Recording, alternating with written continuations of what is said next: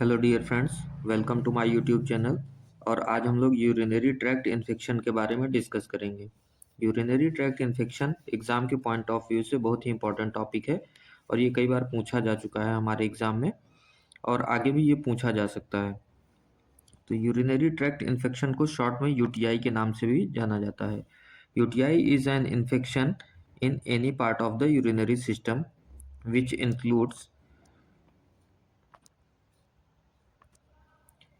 a pair of kidneys, ureter, a pair of ureter, urinary bladder and urethra।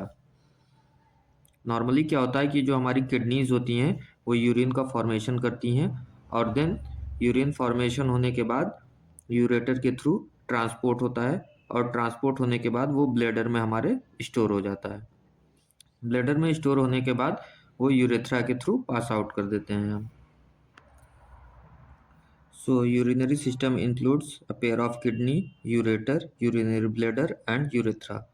Most common infection involves the lower urinary tract which is included in bladder and urethra. Bladder and urethra is included bladder and urethra is included in lower urinary system and ureter and ureter and kidneys are included in upper urinary system. Now, if the infection occur in the urethra, then we termed as urethritis, and if the infection occur in the urinary bladder, then we termed as cystitis. Cystitis is the most common infection in the urinary tract system. Now, if the infection is passed through urinary bladder to the kidney, then we termed as pyelonephritis. Pyelonephritis is the more severe infection in our kidneys which is required to urgent treatment. Now, cystitis is the infection of the bladder and this is the most common type of the UTI. Urethritis is the infection of the urethra. Pyelonephritis is the infection of the kidneys, often more severe, often more serious and require urgent treatment. Now we will discuss about risk factor. UTI is the more common in women. Women में UTI ज़्यादा common होता है। क्यों? क्योंकि उनका जो urethra का structure है वो शॉर्टर होता है। यूरेथ्रा का structure in comparison to male women's में शॉर्टर होता है। जो यूरेथ्रा का स्ट्रक्चर है वो मेल्स में 10 to 15 सेंटीमीटर का हो सकता है, लेकिन वुमेन्स में 4 सेंटीमीटर का होता है। और जो यूरेथ्रा है, यूरेथ्रा एनस के क्लोज प्रॉक्सिमिटी में होता है, इसलिए इन्फेक्शन एनस टू यूरेथ्रा में ट्रांसफ़र होने की संभावना काफ़ी ज़्यादा बढ़ जाती है और यूरेथ्रा से इन्फेक्शन यूरिनरी ब्लैडर में पहुंच जाता है। देन सिस्टाइटिस एंड यूरेथ्राइटिस जैसी कंडीशन देखने को मिल सकती है because of the shorter urethra making easier to bacteria reach the bladder. Then next one is the pregnant woman and menopause. Pregnant woman and menopause के समय क्या होता है, बहुत सारे हार्मोनल चेंजेस होते हैं जिसकी वजह से हमारा यूरेथ्रा और यूरिनरी ब्लैडर रिलैक्स हो जाता है और यूरिन का फ्लो कम होने लगता है। तो प्रेग्नेंट वुमन में क्या होता है, इसलिए प्रेग्नेंट वुमन में क्या होता है कि बैक्टीरिया आसानी से ग्रो कर जाता है और इन्फेक्शन कॉज कर देता है। मीनोपॉज के समय भी क्या होता है कि एस्ट्रोजन का लेवल वेरिएबल हो जाता है जिसकी वजह से आसानी से बैक्टीरिया हमारे यूरिनरी सिस्टम को अफेक्ट कर देता है। Then next one is the elderly people with age. Age क्या होता है कि एल्डरली पीपल जो होते हैं एज बढ़ने के साथ साथ उनका इम्यून सिस्टम वीक होता जाता है जिसकी वजह से यूटीआई होने की संभावना बढ़ जाती है। देन नेक्स्ट रिस्क फैक्टर है people with diabetes. Diabetic patient में क्या होता है कि उनका ब्लड शुगर लेवल काफ़ी हाई हो जाता है और ब्लड शुगर लेवल हाई होने की वजह से उनके ब्लड में शुगर का लेवल बढ़ जाता है जिसकी वजह से बैक्टीरिया को भी मीठा ज़्यादा पसंद होता है, तो वो बैक्टीरिया आसानी से ग्रो कर जाता है। इसलिए जो पीपल डायबिटिक पेशेंट होते हैं उनको भी बहुत ही ज़्यादा इन्फेक्शन होने का खतरा बढ़ जाता है। नेक्स्ट है kidney stone and man with enlarge prostate. अब ये क्या करते हैं कि किडनी स्टोन और जो एनलार्ज प्रोस्टेट ग्लैंड्स होती है हमारे, वो क्या करती है कि यूरिन के फ्लो में ऑब्स्ट्रक्शन क्रिएट करती है। जो किडनी स्टोन है और इनलार्ज प्रोस्टेट ग्लैंड्स हैं, ये क्या करते हैं कि ये हमारे यूरिन को फ्लो होने से रोक देते हैं या बहुत ही कम मात्रा में फ्लो होता है। तो इसकी वजह से क्या होता है कि बैक्टीरिया आसानी से ग्रो कर सकता है हमारे यूरिनरी ट्रैक्ट में। देन नेक्स्ट है यूरिनरी कैथेटर। अगर किसी पेशेंट को बार बार कैथेटराइजेशन हो रहा है, कैथेटर लगाया जा रहा है, या बहुत ही दिनों से उसको किसी चीज़ का इन्फेक्शन है, वो अपने बेड से नहीं उठ पा रहा है, तो अगर बार बार कैथेटराइजेशन किया जा रहा है उसको, तो उसका भी संभावना काफ़ी बढ़ जाती है यूटीआई होने की। नेक्स्ट है डिहाइड्रेशन। डिहाइड्रेशन में क्या होता है कि अगर हम वाटर इनटेक काफ़ी लो अमाउंट में कर रहे हैं, तो जो बैक्टीरिया हमारे बॉडी में होते हैं वो फ्लश आउट आसानी से नहीं हो पाते हैं, जिसकी वजह से यूटीआई होने की संभावना काफ़ी बढ़ जाती है। Next one is the sexual activity. Sexual activity से भी यूरिनरी ट्रैक्ट इन्फेक्शन होने का खतरा बढ़ जाता है। नेक्स्ट है structural abnormality like vesicoureteral reflex in the children. Vesicoureteral valve जो होता है,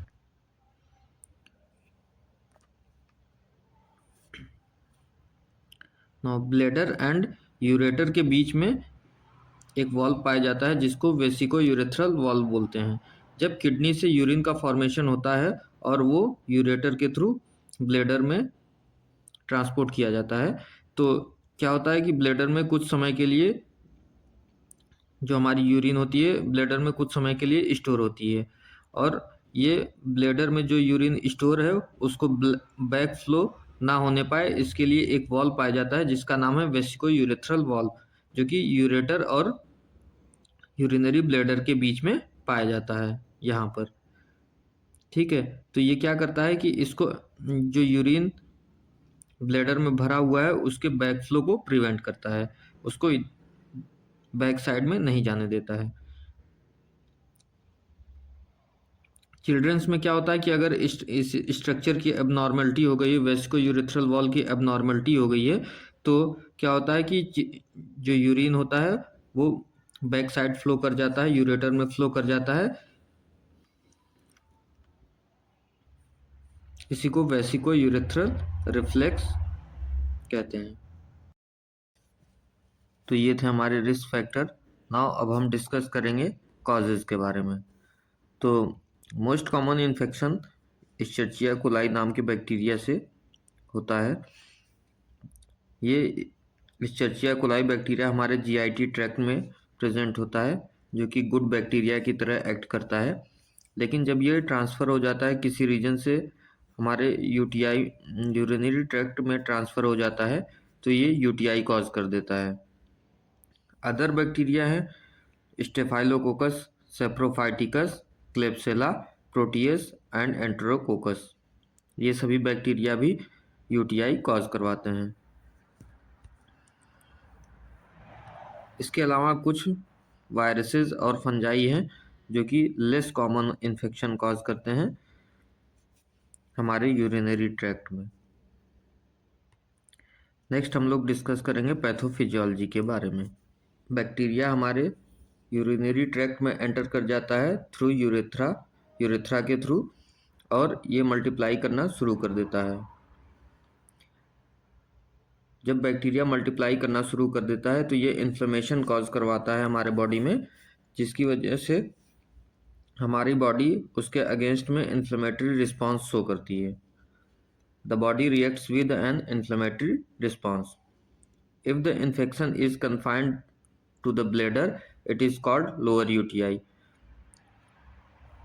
यदि इन्फेक्शन हमारे ब्लैडर तक ही सीमित रहता है तो इसको हम लोग लोअर यूटीआई इन्फेक्शन कहते हैं, और इन्फेक्शन इन ब्लैडर है तो इसको सिस्टाइटिस भी कहते हैं। If bacteria travels up to the kidney, it is caused an upper UTI. It causes upper UTI. Pyelonephritis can cause severe illness. यदि बैक्टीरिया ट्रेवल करके हमारी किडनी तक पहुंच जाता है तो उस इन्फेक्शन को हम पाइलोनेफ्राइटिस के नाम से जानते हैं और ये बहुत ही सीवियर इलनेस कॉज करवाता है।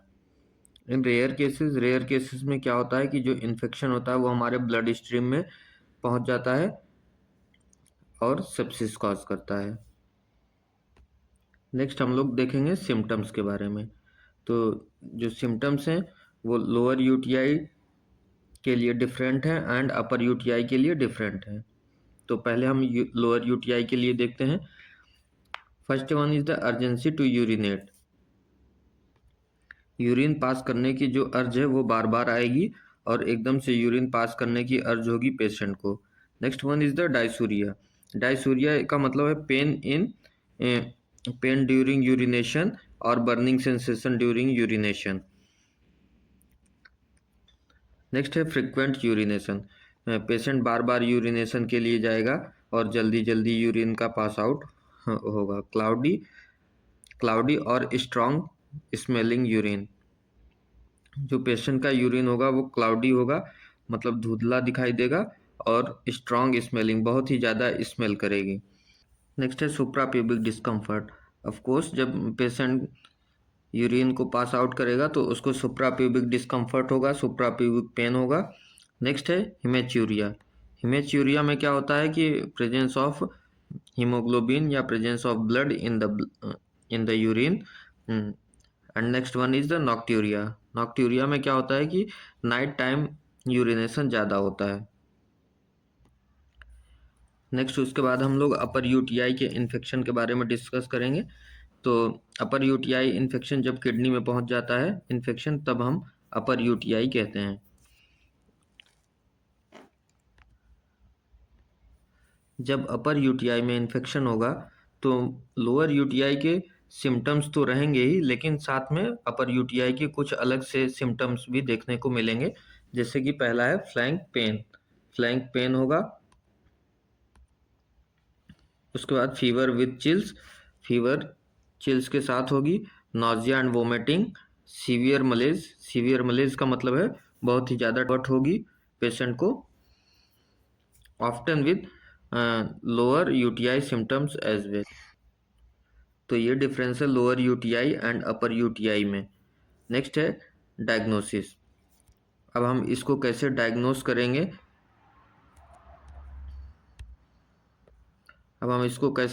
करेंगे, यूटीआई को, वो देखेंगे। First one is the urine dip stick.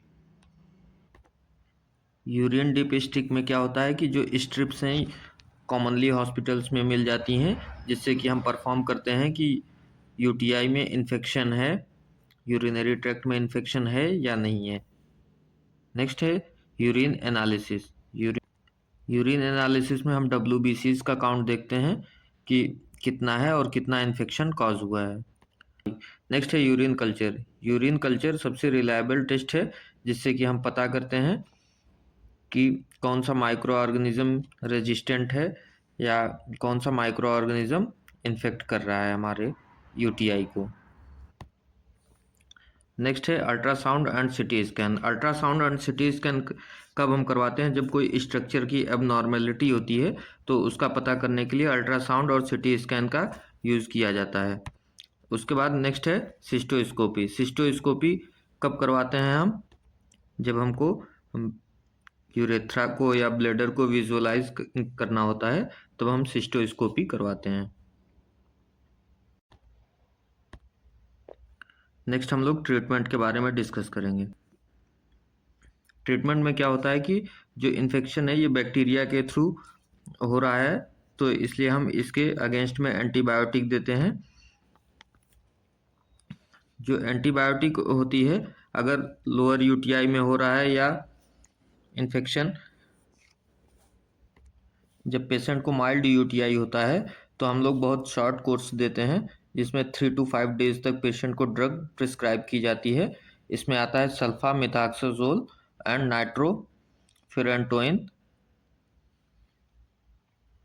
Amoxicillin, ceftriaxone, क्विनोलोन्स, ये सभी ड्रग्स आती हैं। उसके बाद पेशेंट को एनाल्जेसिक देते हैं। अगर पेशेंट को पेन हो रहा है तो एनाल्जेसिक देंगे, और इन पेशेंट को इनकरेज करते हैं फ्लूइड इनटेक के लिए कि ज़्यादा से ज़्यादा वो फ्लूइड का इनटेक करे, लिक्विड डाइट ले, और 3 से 4 लीटर तक पानी एक दिन में पीना चाहिए उसको। मेंटेन हाइजीन, पेशेंट को हम इनकरेज करेंगे कि वो अपने हाइजीन को मेंटेन करे। अगर पेशेंट कुछ भी खाता पीता है या कुछ भी इनटेक करता है तो सबसे पहले हैंड हाइजीन करना बहुत ही ज़रूरी है। अच्छे से हाथ को धोना चाहिए। जो 6 स्टेप ऑफ हैंड वॉशिंग है उसके बारे में पेशेंट को बताएंगे और इनकरेज करेंगे कि अपने हाइजीन को मेंटेन रखें। Thank you for watching my video. So I hope आपको यूटीआई क्लियर हुआ होगा। अगर आपको हमारा वीडियो लेक्चर पसंद आया है तो हमारे चैनल को लाइक करें और सब्सक्राइब करें, और बेल आइकन को प्रेस करना ना भूलें। Thank you.